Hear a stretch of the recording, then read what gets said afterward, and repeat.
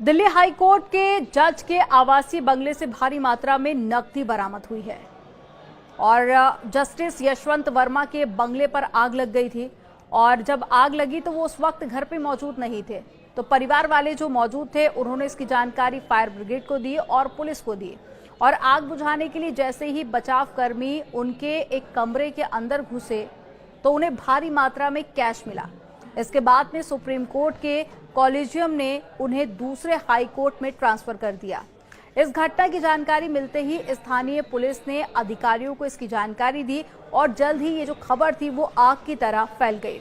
Media reports और अखबारों में इस जानकारी को बताया गया कि कैसे ये जो खबर है वो आग की तरह फैली और आला अधिकारियों तक ये खबर पहुंच गई। उन्होंने इस मामले में सुप्रीम कोर्ट के मुख्य न्यायाधीश संजीव खन्ना को सूचित किया।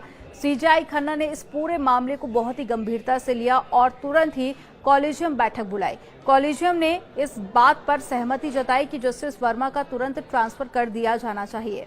इसके बाद में उन्हें इलाहाबाद हाई कोर्ट ट्रांसफर कर दिया गया। यहीं से जस्टिस यशवंत वर्मा 2021 में दिल्ली हाई कोर्ट आए थे और वापस से उनका ट्रांसफर वहीं पर कर दिया गया।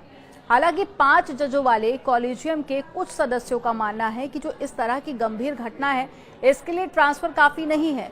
इससे न्यायपालिका की छवि धूमिल होती है और संस्था के प्रति जो लोगों का विश्वास है वो भी कम हो जाता है। उन्होंने कहा कि जस्टिस वर्मा को इस्तीफा दे देना चाहिए। अगर वे मना करते हैं तो सीजेआई द्वारा इन हाउस जांच शुरू की जानी चाहिए। यानी कि जो सदस्य थे उनकी तरफ से असहमति भी जताई गई। उन्होंने कहा कि सिर्फ इतना भर काफी नहीं है। अब आपके मन में सवाल होगा कि इन हाउस जांच क्या है, तो आपको बता दें कि संवैधानिक न्यायालय के न्यायाधीशों के खिलाफ अगर भ्रष्टाचार, गलत काम या फिर अनियमितता के आरोप लगते हैं तो उनसे निपटने के लिए 1999 में सुप्रीम कोर्ट ने इन हाउस जांच की प्रक्रिया शुरू की थी। इसके मुताबिक शिकायत मिलने पर सीजेआई सबसे पहले जज से जवाब मांगता है। अगर वे जवाब से संतुष्ट नहीं होते हैं या वे इस निष्कर्ष पर पहुंचते हैं कि मामले की गहन जांच की आवश्यकता है तो वे इन हाउस जांच पैनल गठित करते हैं। इस पैनल में सुप्रीम कोर्ट के एक जज और साथ ही 2 हाई कोर्ट के मुख्य जज भी शामिल होते हैं।